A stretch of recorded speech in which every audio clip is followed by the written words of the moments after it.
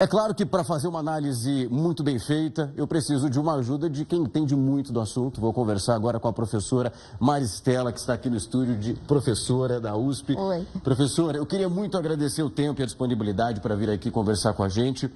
Nós temos uma disputa daquelas, olhando ali para 2000, quando nós tínhamos George Bush e também Al Gore, aquela recontagem de votos na Flórida. Foi uma corrida que a apuração até que foi rápida, mas a Flórida atrasou um pouquinho. O que vamos ter a partir dessa terça-feira é um fato histórico. De fato, dois candidatos bem posicionados e disputando voto por voto. Sim, a gente sempre teve... parece que só está acontecendo agora essa disputa, mas, na verdade, as eleições americanas geralmente são assim, são acirradas. Os candidatos chegam ali quase que empatados, né? Se a gente for um pouquinho para trás, vamos pensar em 1960, John Kennedy e Richard Nixon, a disputa estava apertadíssima também, então parece que há uma tradição, né? Depois George Bush, filho, em 2000, né? Concorrendo com Al Gore, que aí Al Gore ganha as eleições no voto direto, mas perde no colégio eleitoral, e assim a gente foi. O próprio segundo mandato do Barack Obama, em 2012, ele foi muito apertado com o Mitt Romney para a final.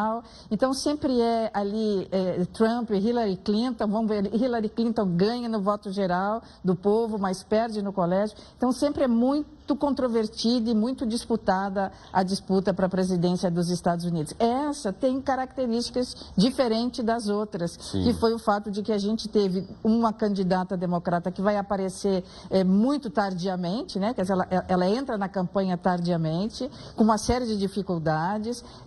Donald Trump é baleado, quer dizer, tentaram contra a vida dele 2 vezes. Então, digamos que esses 2 candidatos chegaram com fatos novos ao final dessa disputa, que já é por si só bastante acirrada. E essa disputa dos 2 é que está tornando esse pleito bem mais emocionante que talvez os anteriores. Sem dúvida, professora Maristela Basso, que vai nos fazer companhia, professora de Direito Internacional da USP.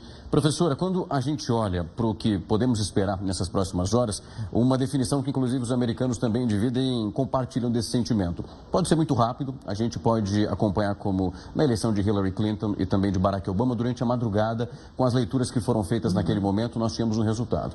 Mas a última eleição, por exemplo, que aconteceu com Joe Biden, começamos na terça, quarta, quinta, sexta, no sábado é que tivemos a definição e essa contagem específica. A partir do momento que temos uma corrida que é tão apertada, ela é tão delicada, o resultado também traz uma resposta muito significativa para os americanos e para quem olha para a política americana. Porque nós temos políticos nesse instante. Donald Trump olha muito para a economia, é um trunfo que ele consegue carregar na manga. Eu estive nos Estados Unidos agora ali entre julho e agosto e conversando com eles, eles diziam que nós não acreditamos nos números que são passados em relação à inflação. Eu vou para o mercado, está tudo muito caro. Então eles podem dizer que é possível enxergar uma melhora numérica, mas que nesse momento no meu bolso eu não estou sentindo. Kamala Harris, do outro lado, ela olha para uma questão humanitária, nós temos a situação do aborto, que é um fator muito delicado e que acaba acontecendo muito próximo da eleição, então ela consegue repercutir muito nessa questão. Quem for o campeão, a gente vai conseguir verificar para onde os Estados Unidos se movem nesse momento. Né? Sim. É muito difícil porque, não obstante os números serem muito bons, como você destacou, a economia americana vai bem. Depois da pandemia houve uma estabilização, a inflação foi detida, o número de desempregados é o menor praticamente da história americana, né? O próprio FMI faz o seu relatório que apresenta dias atrás, dizendo que a perspectiva de crescimento dos Estados Unidos ainda é maior do que o próprio governo americano estima. Tudo isso parece muito amigável e muito satisfatório. Contudo, como você destacou, o cidadão comum, o homem da rua, diz: não, mas eu não estou vendo isso. Sim, os preços se estabilizaram, a inflação está contida, mas os preços se estabilizaram muito altos, né? Eu ouvi alguém dizer para mim, nos Estados Unidos, eu antes comprava um pacote de água de 1,5 litros e eu pagava $10 por 6 unidades, um pacote com 6. Eu agora pago 20. Então, os números são bons, mas a minha vida não melhorou. A casa própria aumentou muitíssimo. O aluguel está consumindo 30% da renda das pessoas. Então, esse caldo de cultura da vida como ela é, que vai de encontro a esses números, esse caldo de cultura é favorável a Trump, porque o Trump fala para essas pessoas, para esse sujeito que não consegue mais comprar o pacote com $10 nem 15, ele precisa de 20, com aquele que vai pôr a gasolina, e a gasolina em muitos lugares já chega a $1, né? Então, essas pessoas são tocadas por esse discurso do Donald Trump, que diz: eu vou fazer a América grande novamente, eu vou trabalhar para você. Isso é muito, nesse momento, ruim para os democratas, ruim para Kamala Harris, por isso ela prefere ir comendo, né, com outro menu. Ela vai falar para os jovens, ela vai falar para as mulheres, ela vai falar para os latinos, ela vai falar para as minorias, porque nesse tema economia ela não consegue derrubar essa barreira que foi apresentada por Trump e que, de uma certa forma, o povo acolhe. Nós falamos do eleitorado feminino e esses votos que eles acontecem com antecedência. A própria Kamala Harris fez campanha para que os democratas fizessem isso, e eles têm um costume, é muito mais tradicional dos democratas utilizarem esse método, e também para os republicanos, eles vão no dia, eles utilizam ali aquelas filas grandes, mas não deixam de votar. Nós temos uma porcentagem que é muito significativa dessas mulheres. Estava apurando hoje durante a tarde, elas chegam a 53% do eleitorado e os homens batendo 44%. Quando a gente olha para isso, ela é um eleitorado que a senhora trouxe, que ela tem essa facilidade de conversar. Sim. Só que também tem um ponto, e olhando para a economia, elas que acompanham isso de perto, que eles chamam de housings, que é quando elas vão para o supermercado. Sim, sim. E aí elas vão comprar, elas utilizam ali a sua listinha e perceberam que voltam para casa com menos dinheiro, que sobrava quando Trump era o presidente. Ali, por mais que ela tenha essa facilidade, ela está permeada em todos os âmbitos da economia. Ela tem outras questões que são importantes para debater, mas ninguém está esquecendo da economia. É um fator principal e ela vai pelas beiradas, como a senhora disse. E é interessante isso que você observa, porque Kamala Harris, quando ela assume a candidatura com Joe Biden lá atrás, que ela era vice, os americanos tinham muitas expectativas sobre a Kamala Harris.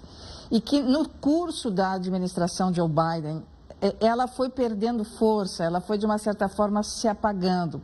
Questões importantes que ficariam dentro, digamos, da alçada dela, da competência, que era o tema dos imigrantes e, sobretudo, também a questão das mulheres e as minorias dentro do grupo das mulheres, né?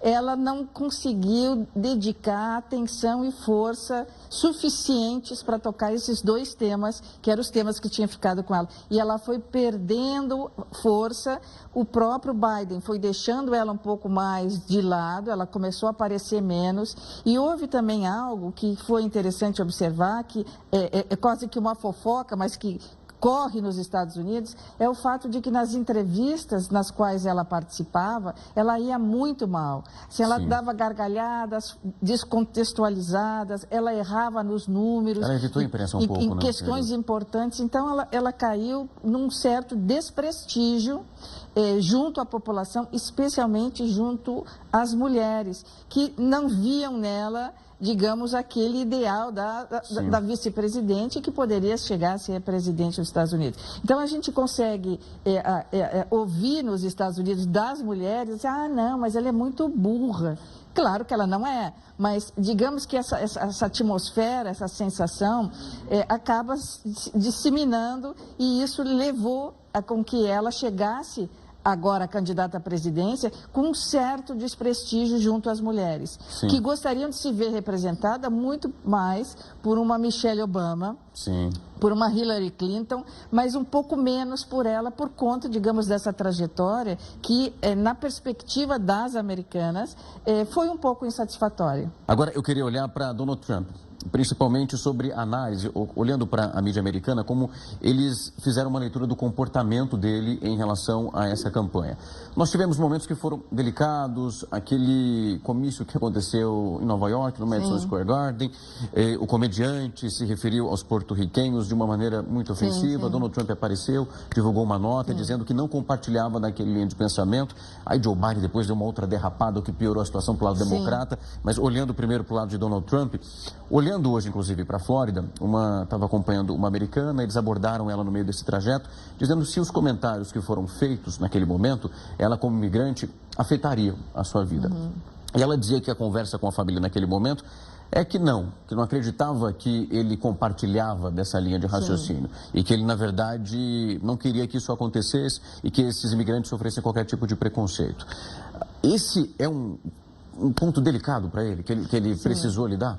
Eu acho que ele não deixou muito claro e a posição dele relativa aos imigrantes, e toda vez que ele precisava falar sobre isso, ele escolhia, digamos, frases que não estão exatamente condizentes com aquilo que consta no programa dele, na plataforma dele de eleição, a plataforma dele agora de presidente no segundo mandato, na segunda gestão, porque o que a gente entende da proposta de Donald Trump, que não é exatamente o que ele diz, a proposta dele ele é contra a imigração sem documento, a imigração clandestina, a imigração predatória, né? Daquelas pessoas que entram nos Estados Unidos e não vão justificar porque ali se encontram, não vão pedir o reconhecimento, a documentação, não vão matricular suas crianças na escola, vão ficar à margem do sistema de tributos, à margem do sistema de saúde, e o programa dele é uma atenção. E ele é contra essas pessoas, que ele acaba dizendo depois, não explica bem, são aqueles que entram e vão comer ratos, vão comer o que está no lixo. São os imigrantes clandestinos que não vêm para os Estados Unidos para buscar um refúgio oficial. Sim. Os imigrantes que estão hoje registrados nos Estados Unidos e que podem voltar são cerca de 600 mil. Então, também, se todos eles votarem a favor ou contra, votarem para esse ou aquele, eles não fazem o presidente. Sim. Mas, se a gente for questionar esse grupo de 600, nós vamos ver que eles também têm preocupações com esses imigrantes que, diferentemente deles, vêm para ficar à margem do sistema. Sim. Do sistema legal, do sistema de serviços. E esses que ficam à margem acabam prejudicando eles, porque se fala os latinos, os imigrantes, quando na verdade eles dizem assim, não, mas eu deixei de ser imigrante, agora eu sou um cidadão naturalizado americano, não, eu tenho visto, eu tenho residência. Eles se sentem prejudicados. Então, digamos que era preciso conciliar essa conversa sobre imigração, porque o Trump, quando ele está se referindo aos que comem rato, lixo, e que ele vai fechar, vai aumentar o muro, vai ter mais repressão, é contra esse imigrante clandestino, é esse imigrante que entra, de uma certa forma, nos Estados Unidos, como se fosse um predador. Ele vai lá e tira um emprego daquele americano que pinta, que é encanador, que é eletricista. Ele acaba ficando à margem, então ele comete crimes. É essa preocupação que o Donald Trump tem e que não ficou claro no discurso dele. Parece que ele está falando para todos os imigrantes. Por isso, esse seu comentário de que, bom, não necessariamente os imigrantes estão contra Donald Trump. Muitos desses imigrantes até estão a favor dele, Sim. porque entendem essa disfunção do discurso e porque sentem no supermercado que os preços aumentaram. Sim. Então, eles conseguem ainda dar um voto de confiança para Donald Trump. A Flórida, né, um exemplo disso. Exatamente. Várias pessoas. E é um estado que se voltou para o lado republicano há um certo tempo e praticamente deixou de ser um swing state. Antes eles conseguiam navegar. A própria Pensilvânia, né, que você explicava no início, a Pensilvânia, vamos pensar, na eleição atrás, né, quando Donald Trump concorreu com Hillary Clinton, a Pensilvânia ficou com o Donald Trump. Ela perdeu tudo ali, né? Ele derrubou tudo. E depois, quando o Donald Trump vem a concorrer nas eleições com Joe Biden, a Pensilvânia fica com ele. Mas agora, voltando para a Pensilvânia e falando com os imigrantes, ou aquele cinturão dos mais modestos, dos mais pobres, que estão ali na região dos lagos ou nos subúrbios, eles, nesse momento, como você disse no início, estão muito indecisos. Mas há uma tendência de votar para Donald Trump, porque a economia, né? Vamos lembrar daquele assessor estratégico que o Bill Clinton tinha, o James, que dizia, a economia é estúpido, né? Exato. Então, novamente, a economia vai pesar na hora de botar o voto. Sem sombra de dúvida. Esse empate técnico que nós estamos comentando aqui entre os candidatos nas pesquisas eleitorais, os norte-americanos devem saber um pouco desse resultado do pleito até ali quase no último voto sendo apurado. Esse processo possivelmente pode demorar dias.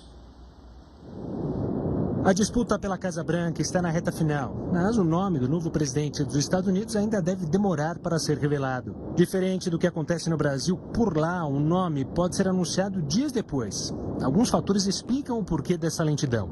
Um deles é o sistema de federalismo adotado no país, o que dá certa autonomia aos estados. E isso permite que cada unidade federativa possa definir um padrão de conduta no processo eleitoral. Em algumas regiões é possível antecipar o voto. A escolha pode ser feita na zona eleitoral eleitoral ou pelo correio.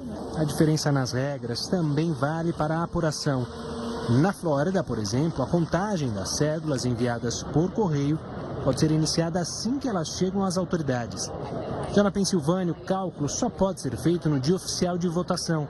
O cenário acirrado é outra questão que pode atrasar a divulgação do resultado. Pesquisas eleitorais mostram um empate técnico entre Kamala e Trump nos estados conhecidos como pêndulos, que oscilam entre candidatos democratas e republicanos a cada eleição. Uma margem pequena entre os nomes na disputa abre brecha para o pedido de recontagem dos votos. Se a distância for igual ou menor a 0,5% dos votos totais em estados como Arizona e Pensilvânia, é obrigatório repetir o cálculo. O Michigan leva em conta o número de votos. Caso a diferença seja menor que 2.000, a recontagem é automática. Nevada, Carolina do Norte e Geórgia ainda autorizam a recontagem a pedido do candidato, mas ele precisa bancar os custos ou apresentar justificativa crível de fraude ou erro no processamento. Um outro aspecto que deve aparecer nestas eleições, mas não exatamente atrasar a apuração, é o fenômeno chamado de miragem vermelha. Ele ocorre quando o início da contagem indica a vitória republicana, mas depois o resultado mostra o candidato democrata na liderança. Em 2020, houve miragem na Pensilvânia e no Michigan. A reviravolta veio após a soma dos votos enviados pelo correio, formato adotado majoritariamente por eleitores democratas. Naquela ocasião, Donald Trump, que concorria com Joe Biden, chegou a pedir a interrupção da contagem de votos no estado. Por essa combinação de fatores, não há uma data certa para o anúncio do novo presidente dos Estados Unidos. Em 2016, Trump foi declarado vencedor um dia depois do pleito. Em 2020, a divulgação foi feita no sábado seguinte. Para este ano, a previsão é que o resultado saia até domingo. Bom, voltamos aqui no estúdio, continuamos a nossa análise com a professora de Direito Internacional da USP, Maristela Basso. Professora, vamos dar uma olhada na última pesquisa, intenção de voto. A gente vai abrir aqui no nosso telão para fazer essa análise com quem nos acompanha, olhando ali nesse empate técnico para todos eles nesse momento. O que me chama a atenção, professora, vamos olhar para Nevada, ela aparece com 49% em relação a 46%. Nevada tem um público muito jovem, ali é uma recuperação muito lenta da pandemia e que isso também pode ser muito significativo, né? Aqui a gente vê nessa prévia, né? Sim. Que ela segue um pouquinho na frente. E isso é resultado do fato de que, como Kamala Harris, ainda que tenha entrado tarde na eleição, ela conseguiu o maior número de apoiadores financeiros. Ela ultrapassou $1 bilhão, né? E o Donald Trump, ele ficou ali 700, 800 milhões. Isso significa que ela usou mais o dinheiro nessa reta final, nesses últimos 4 meses. E é interessante, porque quem deveria desabrochar nesses últimos 4 meses era Donald Trump, que leva um tiro, né? Depois um ataque na Pensilvânia. Tem mais um atentado contra ele, mas isso parece que não convenceu muito a população. Sim. E ela usou muitos recursos, mas a propaganda eleitoral que ela fez, sobretudo na Pensilvânia, nos estados swing, foram muito importantes esses recursos. E aqui a gente consegue ver, ó, ontem mesmo, na reta final, ela vai fechar o seu discurso na Filadélfia, na Pensilvânia.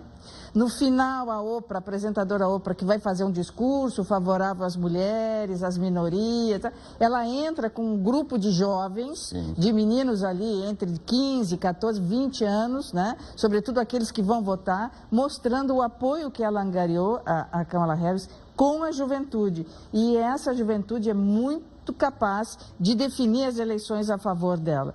Então, aqui a gente consegue ver, ainda que pouquinho, a diferença que ela consegue, que é fundamentalmente obtida essa diferença, porque ela conseguiu mais recursos e investiu mais em propaganda. E quando a gente olha descendo agora para Carolina do Norte, professor, 46 para o Trump e 48 para Kamala Harris. Carolina do Norte, na disputa contra Joe Biden, foi o único swing state que o Trump levou, né? Sim. Então ali também é um fator negativo para fazer um movimento contrário para conseguir reconquistar de novo. Mas veja que aqui na Pensilvânia quase é um empate. É um empate. Ou seja, ela escolheu para fazer o discurso final, a festa final, na Filadélfia, né? As principais cidades da Pensilvânia, traz essa juventude, enche o público lá de mulheres, minorias e, sobretudo, de jovens para dizer: vocês jovens, vocês mulheres, vocês minorias, têm que fazer a diferença. né? Vocês é que vão contar aqui, vão votar. E interessante porque ela faz um discurso no final que ela diz algo que é muito importante para os políticos em geral, né? Quando ela diz, nós não estamos aqui, não é uma luta contra alguém, né? Não é uma luta contra pessoas, contra esse ou aquele. Aqui eu estou numa luta e eu preciso de vocês porque eu estou numa luta por alguma coisa, né? A favor de alguma coisa. Esse foi o diferencial que atingiu muito a população jovem e as famílias, quando as famílias se juntam para responder aquele questionário, que na verdade é a cédula, né? Exato. A gente pensa numa cédula pequena, mas na verdade é um verdadeiro questionário que é enviado pelo correio para que as pessoas possam responder em família, em grupo. Isso é bem bacana do sistema americano. E eles fazem essa verificação que, inclusive, tem que ser muito bem feita, porque senão essa cédula acaba sendo descartada, né? Exatamente. Essa cédula, por isso que demora tempo para se fazer a votação, porque cada estado da federação são 50 estados, mais 3.000 condados, se não me engano. Em todos eles há uma cédula. Elas não são iguais, ou seja, esse questionário, que pode ter 4, 5 páginas, ele não é igual para todos os estados, porque tem estados que têm votação para deputado federal, para deputado estadual, para prefeito, outros não têm. Tem lugares estados nos quais há uma pergunta sobre um possível referendo, plebiscito sobre a questão do aborto e perguntas mais como você votaria, a eleição lá, por muitas vezes, do secretário da saúde, para o juiz da cidade, do condado. Então, essa cédula, não é possível que você responda ela numa ida à urna. Exato. Né? Isso tomaria muito tempo. Então, é para ser respondida com antecedência, por isso ela vem pelo correio, ou se ela não vem pelo correio, porque o cidadão mudou de endereço, a cédula foi para o lugar errado, ele pega na estação dos correios, ele imprime no seu computador e responde isso com calma. A primeira pergunta que todas essas cédulas têm é: quem você indicaria para presidente dos Estados Unidos? Não é em quem você vota, é quem você indicaria. E ali estão os candidatos principais, geralmente o republicano, o democrata, mas há outros candidatos nos Estados Unidos. Há candidatos independentes que vão ser até, a previsão de 1 ou 2 ou 3% da população americana votará num ou no outro desses independentes. E o cidadão que vai votar pode até colocar: eu quero indicar esta pessoa, que nem constava na cédula, mas que é candidato. Então, apurar essa cédula é muito difícil. Não é? Porque é uma equipe que vai, o primeiro membro da equipe, lá de contagem de votos, ele vê quem é a indicação para presidente, depois a indicação para deputado, para juiz, ele vai passando de pessoa a pessoa. Então, fazer uma apuração final dessa cédula é muito custoso, é muito demorado. É um trabalho que a gente, pelo menos, nós acompanhamos os swing states dizendo que dessa vez eles acreditam que reformularam parte do sistema que nós vimos lá na última eleição e prometeram a Geórgia, que foi um caso de recontagem, inclusive, que é possível, nesse instante, fazer uma contagem mais rápida. Professor, o tempo passou voando, está quase no finalzinho, mas antes, olhando para o que nós temos aqui nesse momento, a senhora acredita que essa leitura do que o eleitor espera nesse momento, economia, que é levado por Donald Trump, e também todos os outros fatores que são trazidos por Kamala Harris, a gente não vai conseguir fazer uma previsão até, de fato, pelo menos até amanhã, para saber o que o eleitor americano está esperando, o que ele decidiu na urna. Sim, é difícil, né? Há uma indicação que vem do pragmatismo, que diz Kamala Harris provavelmente vai vencer, com uma pequena margem, mas vai vencer porque os Estados Unidos se preocupam também com o que acontece no resto do mundo, e os Estados Unidos e o resto do mundo ficarão mais seguros com Kamala Harris, cuja trajetória vai seguir a linha de política externa e de política interna do Joe Biden. Mas eu ouço isso e fico tranquila, né, pelos americanos e pelo resto do mundo, mas eu acho que você também, que esteve recentemente nos Estados Unidos, eu ouvia muita gente dizer: eu não falo, mas na hora eu voto no Trump. Isso é muito importante. Isso também eu não falo para as pessoas, né? Eu estava na universidade, as pessoas me diziam assim: não, eu não falo, porque tem uma crítica, né? Exato. E eu estava na Califórnia, que é um reduto de Kamala Harris, a gente aqui não fala. mas na hora a gente vota no Donald Trump. Então, eu estou, como um estado pêndulo, eu estou entre essas duas perspectivas, mas seria melhor para o mundo ficaria mais seguro, com menos tensão, com Kamala Harris. Eu estava analisando alguns relatórios que vêm da Pensilvânia, dizendo exatamente, principalmente, donos de pequenos negócios, dizendo que eles tinham muito medo, porque não queriam perder os seus clientes, porque é tão polarizado esse momento, passamos por situações parecidas aqui no Brasil, dizendo que se ele diz até quem votou na última eleição, ele pode perder, e para eles o maior pesadelo é esse. Então, o voto vai ser bem secreto, né? Nós só vamos ver o resultado mesmo. E depois a gente tem que ter presente que a votação da população, né, dos americanos, do povo que está nos Estados Unidos e que vota, não necessariamente será aquela que os delegados vão apresentar, né? Porque quem vai escolher o presidente dos Estados Unidos são os 538 delegados que devem estar vinculados aos seus estados, não é? As escolhas que as pessoas fizeram nos seus estados, mas não necessariamente. Aí nós temos o caso de Al Gore, nós temos o caso de Hillary Clinton, e temos outros casos importantes na história, casos nos quais o Conselho Eleitoral foi mais independente e acabou não votando, recebendo as instruções do seu estado para votar nesse ou naquele. Então, são duas angústias que nós temos agora. O resultado das urnas, o resultado da indicação do povo e depois acompanhar o colégio eleitoral, que vai ser só em dezembro. Exato, estaremos aqui de olho.